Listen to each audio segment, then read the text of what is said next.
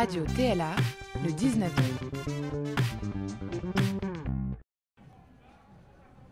Nous sommes le jeudi 4 mars midi à Paris, à Place de la République, où nous avons rejoint cette mobilisation où il y a des centaines de personnes qui se rassemblent pour demander la réouverture des lieux culturels. Alors on a rencontré des directeurs, directrices de lieux, de nombreux artistes, metteurs en scène ou simplement des gens du public, des spectateurs qui demandent eux aussi la réouverture des lieux culturels. Bonsoir à toutes et à tous, une émission spéciale ce soir dans Radio TLA. Le monde des arts et de la culture était mobilisé hier partout en France pour dire l'importance de rouvrir les théâtres, mais aussi les musées, les cinémas, les salles de concert et tant d'autres. Nous allons aujourd'hui vous emmener partout en France et partout autour du TLA pour vous donner la parole artistes, partenaires, mais aussi habitantes et habitants. Une volonté de rouvrir les lieux qui n'est absolument pas déconnectée de la réalité de la crise que nous traversons. Nous disons que nous sommes des professionnels du monde de l'art et de la culture, des femmes et des hommes conscients et vigilants. Nous disons simplement que nous sommes prêts, pas plus dangereux qu'une grande surface. Nous avons des protocoles adaptés à chaque situation et à chaque lieu. Et nous pensons que des activités artistiques sont possibles dans le respect de tous les protocoles sanitaires qui s'imposent à nous. Nous en avons d'ailleurs montré la preuve en ce début de saison au mois de septembre et octobre dernier. Nous avons une grande pensée pour tous les personnels de santé qui sont mobilisés jour et nuit contre ce virus et nous sommes solidaires de toutes les personnes qui en souffrent. À notre niveau, nous essayons de redonner un souffle d'art et de culture. Ouvrons les lieux. Aujourd'hui, émission spéciale donc, nous ferons un tour de France des mobilisations et nous entendrons des artistes, des partenaires et des habitants qui souhaitent, comme vous, comme nous, rouvrir les lieux culturels. C'est le 19h de Radio TLA, émission spéciale Rebranchons la culture. Nous sommes le 5 mars 2021 et notre dernier spectacle a eu lieu le 17 octobre 2020. C'était il y a 139 jours maintenant. Radio TLA. 3, 2, 1.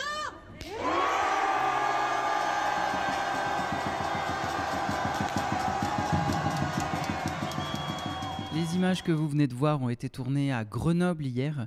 Les manifestants étaient nombreux et présents partout en France. À Besançon, où nous avons des images du rassemblement et ces mots de Simon Nicolas de la Rodia, scène de musique actuelle de Besançon. Nous irons ensuite à Bordeaux retrouver Julia, danseuse et interprète, et aussi le chorégraphe Hamid Benmaï de la compagnie Hors Série qui nous a envoyé ces messages. On est là pour dire que déjà on est un bloc ensemble, tous les acteurs culturels, que ce soit tous les maillons de la chaîne du spectacle.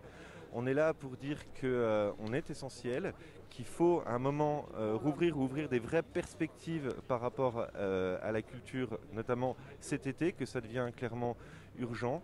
Et on est là pour dire qu'il faut impérativement qu'on montre déjà qu'on est ensemble, qu'on a le même but et qu'on peut faire des choses et qu'il y a des initiatives qui peuvent être montées en respectant le protocole. Mais actuellement, ce qu'on nous propose pour cet été, ça va quand même partitionner clairement la création artistique. Tout ne pourra pas être représenté et ça nous pose un vrai problème.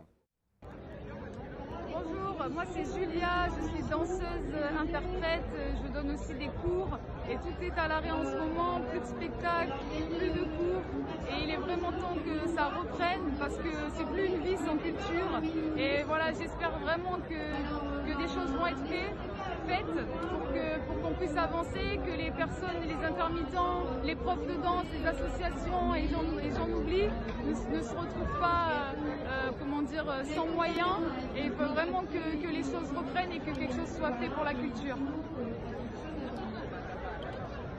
Oui, bonjour tout le monde. Bonjour, je m'appelle Hamid Benmaï, danseur chorégraphe de la compagnie Hors Série et aujourd'hui j'ai un message à faire passer.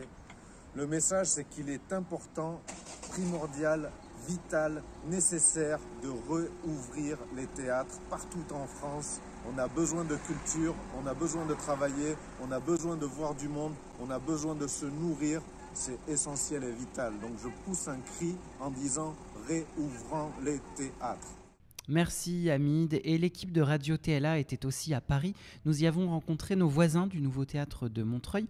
On écoute Mathieu Bauer, le directeur, et Véronique Belin, la directrice adjointe, mais également Vincent Moisselin, c'est le directeur du Syndéac. Il nous donne lui aussi les détails des discussions de ce syndicat avec les autorités. On y va. Alors, je suis Mathieu Boer et je suis metteur en scène et directeur du Nouveau Théâtre de Montreuil et musicien aussi, tiens, voilà. On va finir par crever de la réalité si on ne réouvre pas nos lieux de culture. Et quand je pense à nos lieux, je pense à tous les lieux réellement. Et puis si on n'arrive pas d'une façon ou d'une autre à entretenir ce dialogue qui était riche, qui était profond avec les spectateurs, avec des habitants, avec des citoyens, je crois qu'il y a un monde qui est en train de se dessiner, qui est pas joli. Donc au-delà de la question de nos propres lieux, effectivement, si je reviens, je vais me contredire, c'est plus une question qui nous déborde. Et ce débordement, il se fait à partir de nos lieux, mais avec les spectateurs et avec des citoyens, avec des jeunes gens comme vous, comme j'en vois ici ou là. Et à un moment donné, oui, on a besoin d'imaginaire, on a besoin de récits, on a besoin d'histoire, on a besoin de représentation, on a besoin de tout ce qui fait à un moment donné cette chose un peu indéfinissable qui s'appelle l'art. Véronique Bellin, je suis la directrice adjointe du Nouveau Théâtre de Montreuil. Et donc pourquoi est-ce qu'on est là aujourd'hui ? On est là pour exiger la réouverture des lieux de culture. Et on est là, comme on était là le 15 décembre, place de la Bastille. Et avec les mêmes banderoles, puisque c'est un peu une ironie du sort, mais rien n'a changé depuis le mois de décembre. Donc il n'y a pas de raison de refaire des banderoles, c'est malheureux. Ce qui se passe aujourd'hui, c'est qu'en fait, on va essayer d'imposer nos protocoles et d'imposer notre date de réouverture, puisque le gouvernement n'arrive pas à nous donner de visibilité. Nous, on travaille avec nos collectivités, avec nos partenaires, avec nos réseaux, nos fédérations, nos syndicats, pour faire en sorte que les protocoles sanitaires qu'on met en place soient validés scientifiquement, avec plein d'organismes différents, et que les préfectures nous autorisent à rouvrir. L'objectif, c'est de faire pression sur le gouvernement, en fait, au niveau local, et faire remonter des données qui montrent que nous sommes des lieux sûrs.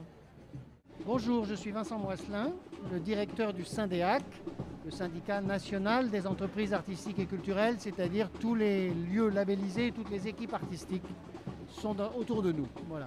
Nous sommes ici aujourd'hui, évidemment, comme tout le monde, pour revendiquer la réouverture de tous les lieux culturels, tous, sans exception, sans hiérarchie. C'est-à-dire les salles de spectacle, les salles de théâtre, les salles de concert, les salles de cinéma, les musées, dont nous ne comprenons pas pourquoi ils ne sont pas encore réouverts aujourd'hui. Il n'y a aucune donnée sanitaire ni scientifique qui explique cette fermeture, qui ressemble donc à une forme d'entêtement. On est confronté à une surdité du pouvoir et à une impossibilité de discuter. Nous avons le 19 janvier dernier, donc ça fait déjà presque 2 mois, posé sur la table et acté avec le ministère de la Culture un protocole de réouverture progressive des établissements publics dans le champ culturel. Et nous n'avons pas de retour de ces propositions depuis le temps. Ça veut dire qu'elles n'ont même pas sans doute été soumises à des débats interministériels, ou sans doute qu'il y a une difficulté avec le ministère de la Santé. Donc c'est vraiment l'urgence, c'est celle-là. Après, derrière tout cela, il y a évidemment la situation des théâtres, des artistes, des droits sociaux des artistes, de tous les organismes sociaux qui dépendent de notre secteur. Je pense bien sûr à Audience, etc., à la médecine du travail. Tous ces éléments qui sont complètement déstabilisés par la crise du fait de l'abaissement de leurs ressources, du fait de l'arrêt de l'activité. Voilà. Donc c'est pour toutes ces raisons qu'on est là. Et je pense qu'il faudra qu'un jour, au-delà de la mobilisation des professionnels, si on n'est toujours pas entendu, que nous appelions les Français à venir manifester avec nous pour que tous ceux qui sont privés de cinéma, de concerts, de salles de spectacle, de théâtre, puissent aussi le faire savoir, parce qu'en définitive, aujourd'hui, ils se plaignent beaucoup de cela. Et la preuve en est, c'est que la semaine dernière, nous avons écrit une déclaration que nous avons soumise à la signature des élus, et que tous les grands élus se sont associés à cette déclaration en faveur de la réouverture des lieux culturels. On a presque tous les présidents de région, on a une liste impressionnante de maires de villes de France qui demandent cela, et qui le demandent en disant leurs concitoyens dans leur ville, tous les jours, leur dit on veut retourner au cinéma, on veut retourner au théâtre, on veut retourner au spectacle, on veut, dans le respect de mesures évidemment importantes, pouvoir retrouver une vie. Voilà. Donc c'est tout cela qui nous amène aujourd'hui ici, place de la République. Et j'ai l'impression qu'il va encore falloir se mobiliser. Pourtant, on l'a fait en début de saison. On a rouvert, alors c'était pour un mois et demi avant le second confinement, mais on a rouvert les lieux et on était prêts. On est prêt à accueillir du public. On a surtout démontré qu'on était responsable, que nous avions appliqué des mesures qui ont très bien fonctionné et que les gens les ont très bien appliquées. C'était ça qui n'était pas garanti avec notre esprit français qui a du mal. Là, ça a très bien fonctionné. Donc c'est précisément parce qu'on a cette démonstration qu'on ne comprend pas cette fermeture. C'est encore plus vrai pour les salles de cinéma qui ont eu 26 millions de spectateurs dans la période et où on n'a repéré aucun cluster venant d'une salle de cinéma. Donc toutes les salles ont appliqué des protocoles tout à fait sérieux et rigoureux et on est dans la même situation de blocage. Donc voilà.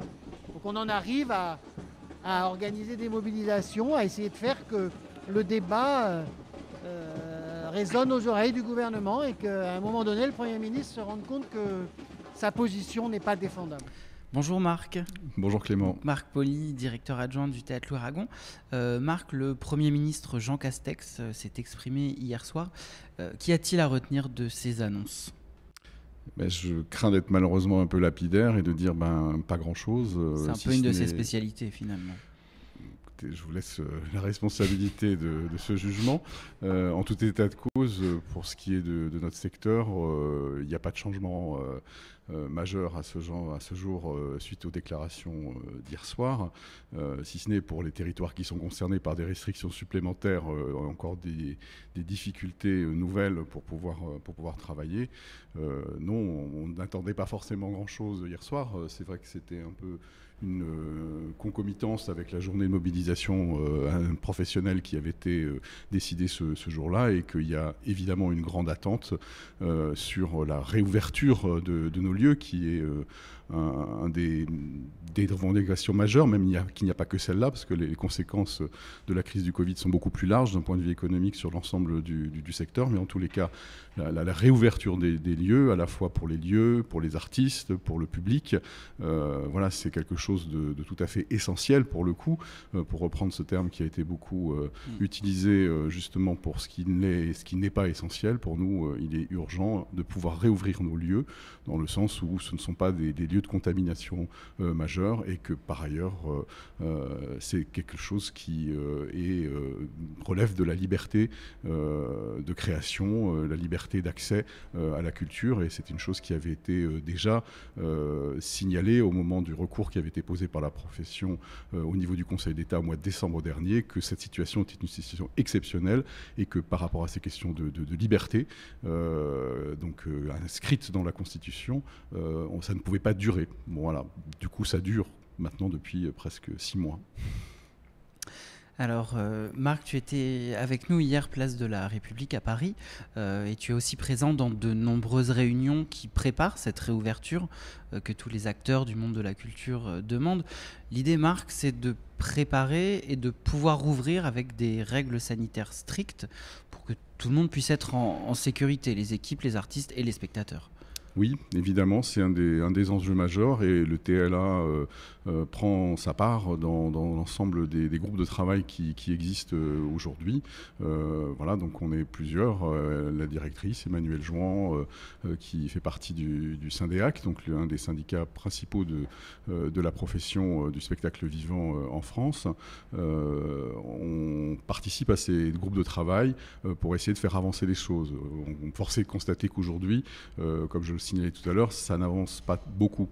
Il y a différents endroits de discussion. Le Syndéac, effectivement, avec l'ensemble des autres organisations, ont proposé depuis maintenant la mi-janvier au ministère de la Culture un calendrier, un processus de réouverture graduée de nos lieux qui déploie sur 6 étapes différentes, entre la fermeture totale parce que crise majeure sanitaire à une réouverture absolue sans sans aucune restriction, déploie comme ça 6 scénarios possibles avec chaque fois des mesures adaptées de jauge, de distanciation, etc., dans les différents lieux. Donc c'est une proposition qui a été faite et qui semble tenable. On a déjà prouvé au moment de la réouverture de l'été et de l'automne qu'on était capable dans notre secteur de rouvrir les lieux avec des règles qui permettent effectivement à chacun de se sentir en sécurité et de ne pas craindre d'être contaminé au moment des spectacles. Donc malheureusement, cette proposition, donc depuis la mi-janvier, est restée totalement lettre morte. Il n'y a aucun retour ni du ministère de la Culture ni du gouvernement de façon générale. Donc on attend une réponse à cet endroit-là. Donc ça, c'est une première mobilisation qui est effectivement essentielle. Je rajouterais à ça qu'il y a aussi pour nous un autre endroit il y a la question effectivement de la réouverture des lieux pour pouvoir présenter des spectacles. Il y a aussi la question qui est une partie majeure de notre activité aussi, de la pratique artistique que l'on mène avec différents groupes, qu'ils soient scolaires ou pas scolaires, adultes, enfants. Et là aussi, il y a des restrictions. On ne peut pas les faire avec certains types de publics, on ne peut pas les faire dans certains types de lieux, et notamment dans les nôtres. Récemment, la pratique de la danse, qui nous concerne particulièrement, a été elle aussi empêchée, et dans des endroits qui sont spécifiquement faits pour, à savoir les établissements d'enseignement artistique. Donc là, il y a une vraie question aussi, parce que voilà, on ne peut pas voir les spectacles, on ne peut même plus pratiquer. Donc jusqu'où est-ce que cela va aller? Les choses se restreignent plutôt qu'elles ne s'ouvrent. Donc ça, c'est aussi une revendication qui est importante à avoir.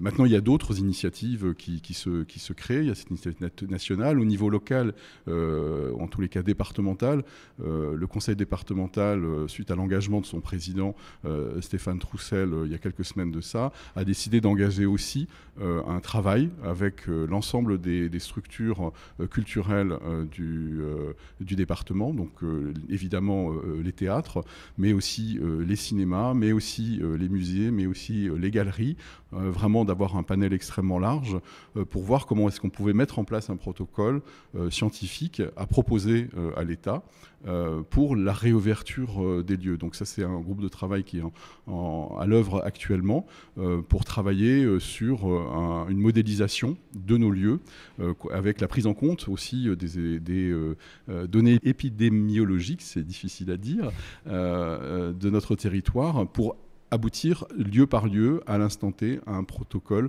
le plus adapté possible, et là aussi du coup accueillir les gens dans nos lieux en toute sécurité.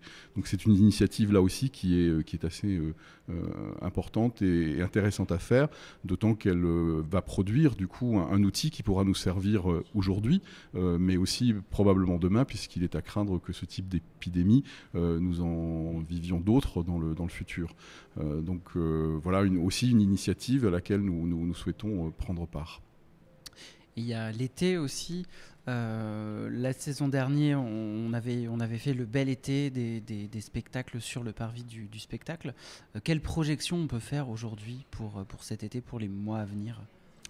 Alors voilà, c'est pas la minute de Madame Irma, donc je vais pas pouvoir affirmer grand-chose ici. On a vraiment l'espoir de pouvoir quand même réouvrir nos lieux, ou à minima pouvoir aller à l'extérieur de nos lieux et présenter des choses dans l'espace public, qui posent d'autres problèmes, mais on a vu qu'on était là aussi en capacité de trouver des solutions techniques, sanitaires, voilà, d'accueil du public. On nous parle de la mi-avril comme étant une espèce de date possible de reprise de vie normale, paraît-il. Ça serait bien qu'on puisse y arriver effectivement à ce moment-là. L'été, oui, on se dit que voilà, la propagation du virus, on a vu que c'était quelque chose qui se tassait plutôt dans l'été. En tous les cas, on a évidemment là, déjà nous aussi, on est au travail pour essayer de voir ce que nous allons pouvoir faire. Nous avions toute façon dans le cadre de notre saison des choses prévues à l'extérieur, le parc de la Poudrerie, des choses au parc du Château Bleu. Voilà, donc on est en train de mettre ça réellement en œuvre. On veut continuer à cet endroit-là. Et puis l'été, pour nous, c'est aussi quelque chose que nous n'avons pas pu faire l'an passé. C'est la question du Festival d'Avignon. Donc là aussi, question majeure que nous suivons évidemment de très près et qui devrait aboutir aussi à des décisions et un cadre de travail pour rendre possible la tenue de ce festival au mois de juillet à Avignon, vers le 15 avril normalement. Donc là aussi, des choses à étudier. On a la chance, nous, en tous les cas, d'être dans un lieu extérieur. Donc on est sujet aux intempéries, mais pour le coup, pour le Covid, c'est beaucoup mieux pour ce qui est de l'aération du lieu. Donc on est plutôt, j'ai envie de dire, confiant dans ce contexte qui n'est pas très rassurant pour autant, de pouvoir tenir cette édition à Avignon et dans des bonnes conditions aussi. Et on en parlera sur les possibles et sur ce qu'on pourra faire ces prochains mois. Merci Marc. Merci Clément. On continue maintenant. Nous avons beaucoup parlé de la mobilisation en France. À Tremblay, vous, partenaires et spectateurs, vous vous êtes aussi mobilisés et vous nous avez envoyé des messages. On part au conservatoire de Tremblay avec 2 professeurs, Anna et Marie, puis avec Gloria et Marilyn, 2 habitantes à qui le TLA manque beaucoup. Bonjour, je m'appelle Anna Rochman, j'habite et je travaille à Tremblay en France. Je suis enseignante en formation musicale au conservatoire. Le théâtre, le TLA, je le fréquente depuis plusieurs années, d'abord en tant que spectatrice aguerrie. Je suis aussi liée professionnellement à l'équipe du théâtre.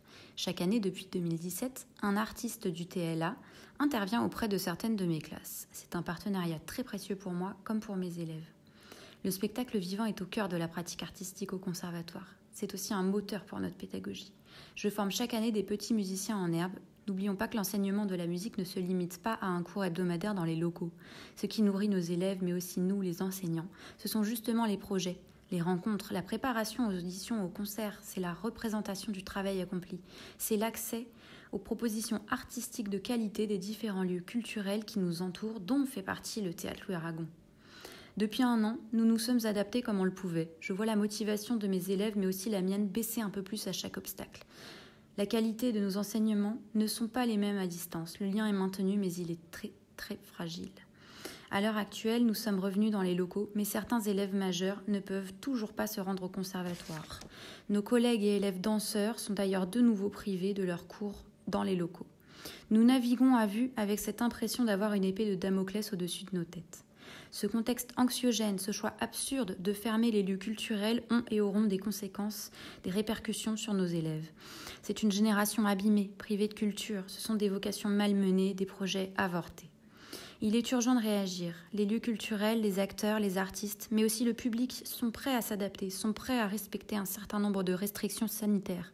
Le but n'est pas de s'exposer davantage au virus, mais de retrouver une vie culturelle qui nous est indispensable. Bonjour, je m'appelle Marie Châtaignier et je suis professeure de danse au Conservatoire de Tremblay en France. Aujourd'hui, mon esprit est en miettes et mon cœur saigne de ne plus voir mes élèves. Car depuis le début de cette pandémie, le gouvernement prend des décisions qui asphyxient le monde de la culture. Pourtant, la rentrée de septembre fut prudente, remplie d'espoir et d'inquiétude, avec un recommencement en partenariat avec le Théâtre Louis Aragon, un partage et des projets. Puis bam, fini, couvre-feu, spectacle interdit, plus de danse, plus de partage, mais il n'y a pas de souci, on rebondit. Cours en visio, spectacle en streaming, mais non, c'est plus possible. Des répétitions générales tout le temps. Où est le spectacle vivant? Ce monde qui est l'essence, le moteur de nos esprits et de nos consciences, bref, de nos vies. La danse, c'est un art primitif, pratiqué par des millions de personnes de n'importe quel âge, de n'importe quelle couleur, horizon, religion ou ethnie. Elle développe des vocations, canalise les énergies, canalise les violences et même la haine. Elle nous réunit tous dans un seul but, aller voir le spectacle ou réaliser le spectacle. Alors, laissez-nous travailler. Laissez-nous aller au spectacle, chanter, danser, partager et rêver à un meilleur avenir. Ouvrez le monde de la culture. Nous serons masqués. Les mains seront lavées, les salles et les studios seront désinfectés et aérés, c'est promis. Nous, professionnels de la danse, nous voulons vivre notre passion. Nous voulons créer et surtout, nous voulons retravailler. Merci. Je m'appelle Gloria, j'habite à Tremblay en France. C'est une ville où la culture et les sports sont très développés en temps normal. J'ai 2 petites filles de 8 et 12 ans qui sont danseuses au conservatoire municipal. Elles pratiquent aussi d'autres activités proposées sur la ville et nous avons l'habitude d'assister à de nombreux spectacles. Je suis totalement pour la réouverture des espaces culturels, les salles de sport, la reprise des spectacles et des activités sportives pour tous, adultes et enfants. Les différents contacts humains et les rencontres nous manquent depuis trop longtemps maintenant. Je m'appelle Marilyn, j'habite Tremblay en France et je suis retraitée. Au même titre que je me nourris pour vivre, j'ai besoin de cette énergie spirituelle que m'offre le monde de la culture. Les projets artistiques auxquels je participe dans ma ville, les spectacles de danse, le théâtre et tout ce qui nous met des étoiles dans les yeux et dans le cœur, nous sont désormais interdits. Seuls les spectacles virtuels nous donnent un peu d'air. Il est temps d'ouvrir en grand la fenêtre de la culture. Réouvrons tous ces lieux qui n'attendent plus que nous. D'autres messages sur le territoire et ailleurs. Laure Amidi, directrice artistique de la Belle Jeunesse, elle nous dit ce qui lui manque le plus en ce moment, puis Silver Lamotte et François Benhaïm, tous les deux chorégraphes. Ce qui me manque le plus depuis 1 an maintenant, je crois que ce sont les quelques secondes que l'on vit quand on entre dans une salle de spectacle et que les lumières s'éteignent, que le brouhaha des conversations s'éteint aussi d'un coup, et que le plateau commence à peine à s'animer. Un geste, un corps, une voix, un accord.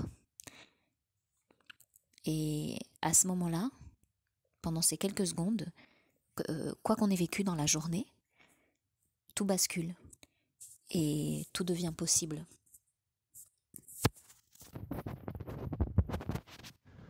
Bonjour, c'est Silver Lamotte.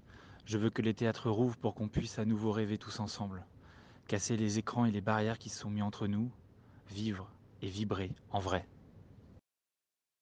Ô combien il est important d'être là aujourd'hui pour demander, dire qu'il est essentiel que les théâtres, les cinémas, les lieux de culture, quelles que soient les disciplines artistiques, puissent rouvrir.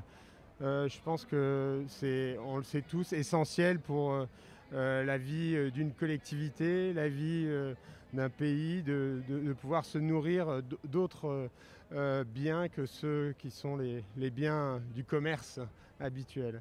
Les théâtres, les lieux culturels savent mettre en place des protocoles bien plus contraignants que ça et bien plus sécuritaires, entre guillemets, par rapport à l'épidémie. Donc on ne comprend pas que ce ne soit pas déjà rouvert, en fait. On ne comprend pas. On dansait, nous, hier, dans des collèges.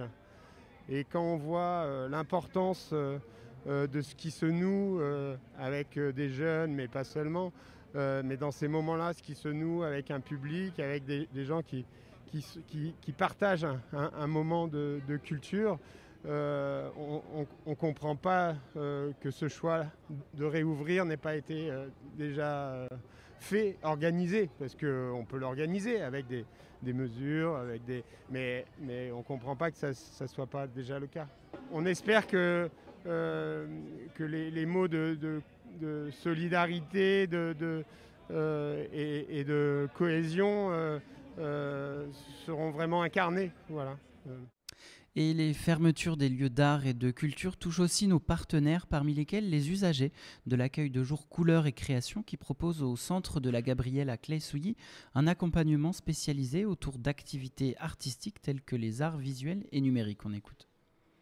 Allez, moi je m'appelle Stéphanie Germani. Moi ce qui me plaît, c'est les artistes et que je vais voir en vrai. En vrai, et quand on va dire qu'on va faire ici, je vais le regarder. M'occuper, c'est les artistes. Je m'appelle Mustapha, je suis un Kabyle. J'aime le sport, le théâtre, les comédies. J'aime bien le cinéma aussi. J'aime le théâtre, mais je ne sais pas pourquoi c'est fermé, c'est pas normal. Je m'appelle M. Bézard, je Je m'appelle Monsieur Alain, qui fait, on voudrait voir le spectacle qu'on va faire. Mais le spectacle qu'on va voir, les danseurs, ceux qui vont chanter, eh ben voilà. Alors je m'appelle Annie Dramont, j'aime bien le théâtre Aragon. Je voudrais être avec eux, avec les danseurs, et danser avec eux. Et ça me manque beaucoup. Partout en France, une mobilisation importante. On a noté des rassemblements à Pau, Tours, Strasbourg, à Montpellier, sur les marches du Quorum également, mais aussi à Marseille où 300 personnes se sont réunies devant la mairie. Vous voyez ces images, c'était également le cas à Lyon, devant la halle Tony Garnier, l'une des plus grandes salles de spectacle de France, d'où ces images nous parviennent.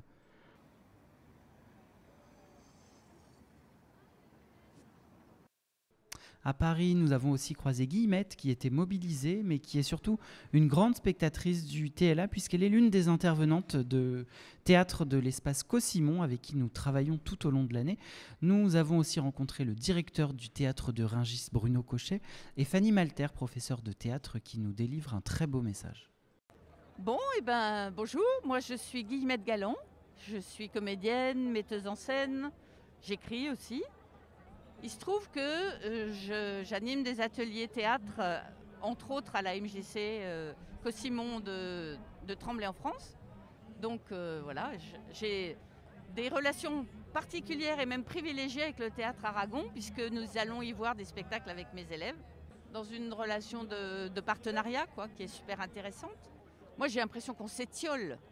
Sans art, l'humain est réduit à des activités complètement basique, manger, dormir, voilà. L'art, c'est ce qui fait le sel de la vie, c'est ce qui fait qu'on évolue, c'est ce qui fait qu'on se remet en cause, c'est ce qui fait qu'on rencontre du monde, qu'on partage des idées, qu'on partage des impressions, surtout qu'on a des émotions. Enfin, le théâtre, moi qui fais du théâtre, le théâtre, c'est le lieu de l'émotion particulier. On a envie que nos lieux réouvrent pour poursuivre le travail qu'on mène avec la population, parce qu'on est des théâtres de ville, on est des théâtres de territoire, et on s'adresse aux gens qui habitent près de ces lieux d'art et de culture. Voilà, donc je pense que c'est important qu'on ouvre pour les artistes, mais aussi principalement pour la population en fait. Je pense que ce qui est un peu laissé pour compte et ce qu'on n'entend pas tellement, c'est la fonction de l'art en fait dans la société. Et pourquoi c'est important? Alors bien sûr, c'est des moments de plaisir, c'est des moments de divertissement et les gens sont heureux d'assister au spectacle. Mais dans une chanson, dans un spectacle de danse ou de théâtre, c'est aussi une manière de réfléchir à notre humanité, à notre société. Et ça, je pense que ce manque-là, cette absence de l'art dans la société, c'est très préjudiciable et on s'en rend pas compte à court terme. On s'en rend pas compte à court terme, mais je pense que cette fonction-là, elle manque aujourd'hui cruellement. Le spectacle vivant offre une émotion qu'aucune autre forme d'art ne peut donner, justement parce qu'il est là, sous nos yeux, dans nos oreilles, palpable.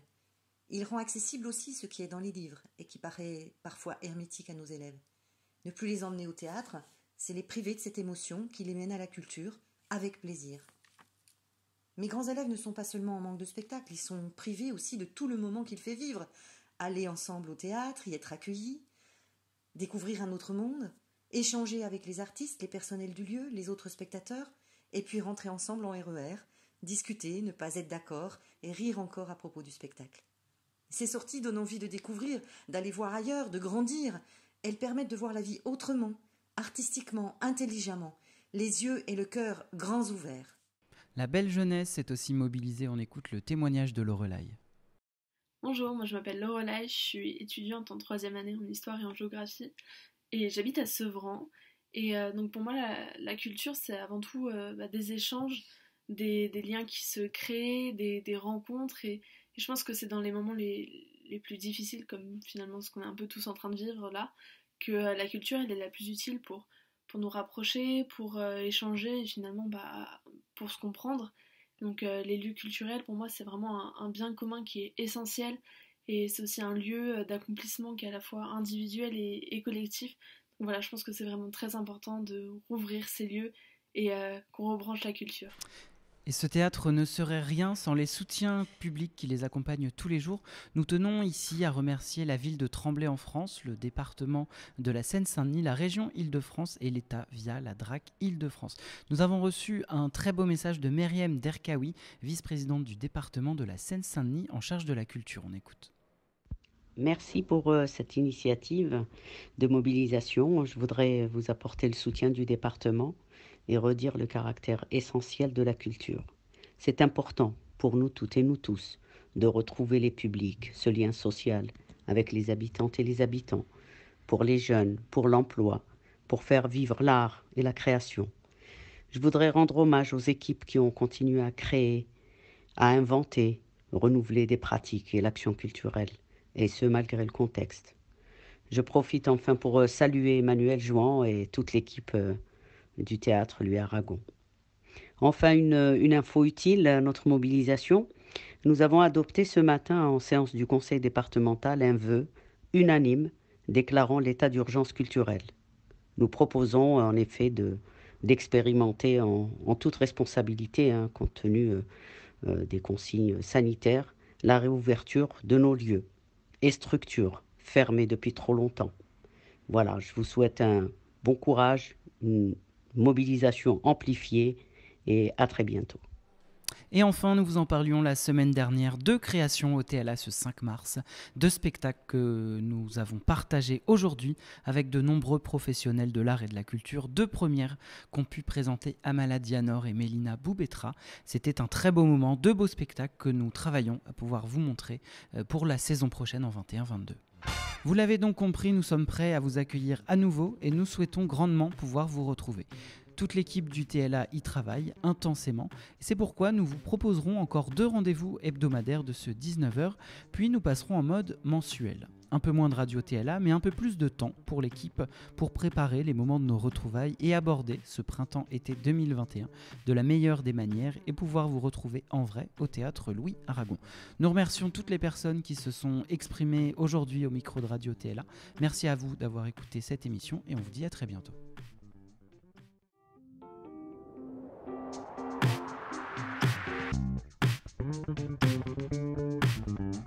Radio TLA, le 19e.